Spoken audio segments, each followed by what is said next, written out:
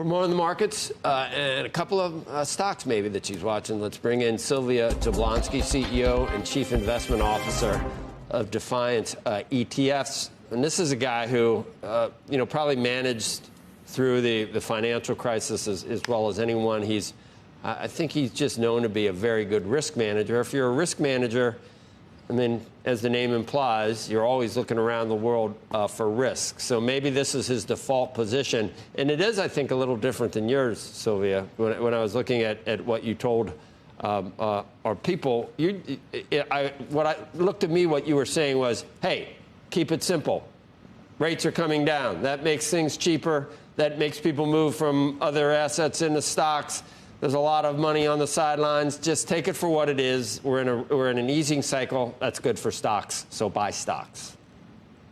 Yeah, I like that. I actually like your summary of my thoughts here. So with rate cuts comes an optimistic market. So you have large and small corporations that can essentially, start to spend money. They can improve their earnings.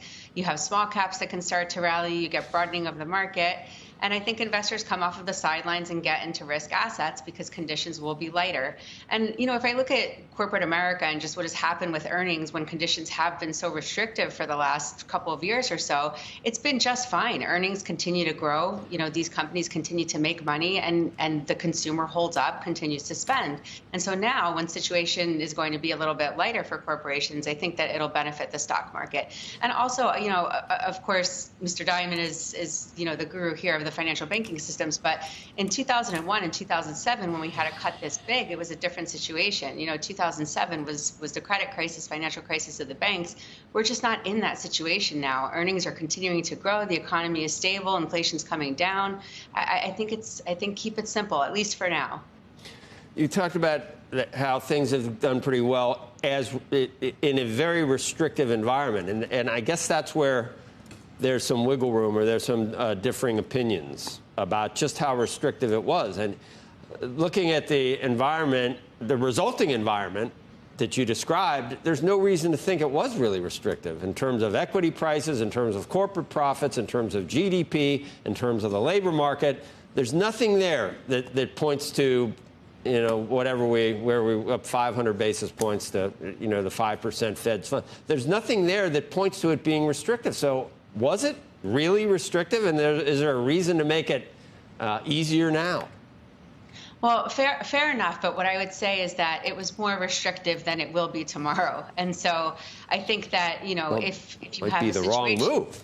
It may need to be restrictive if inflation isn't gone for good. Well, it seems like inflation is going in the right direction, and the Fed always comes out and says that he is data dependent. So, while he front-loaded this cut, I'm sure we're going to be looking month by month at the data, the jobs numbers, and inflation data, and making the decision whether or not to continue cuts at this pace or slow it down. So, I do think there was a little bit of a front load, and we'll kind of get the rhetoric that every month it's going to be a wait and see, look at the data, and pause. If anything goes the other way, we might not get that next rate cut to the tune that we would expect it. So I wouldn't expect this to be, a floodgates open for rate cuts going forward. And the market might expect that. They might be kind of overzealous on what's to come in the future. I do think the Fed will be patient with this. So does that make you selective about what you do buy? And what are you? What does it? What stocks does it make attractive right now, in your view? Yeah, I like the idea of diversifying portfolios always, and I always like the idea, we talk about this a lot, of buying these semiconductor stocks on dips like NVIDIA, Palantir, some of these names that, although Palantir is rallying right now, but when they have these pullback days, I kind of gather them for a long-term buy and hold. But it's also time to think about the XMAG, right? If you are worried about the markets pulling back, if you're worried about election risk, if you're worried about perhaps, that we aren't going to get this soft landing, for investors, you can look at, XMAG and broaden your diversification in portfolios. But I kind of do a combination of all of it. So I'm bullish on like the quantum AI machine learning trade. I always talk to you guys about that.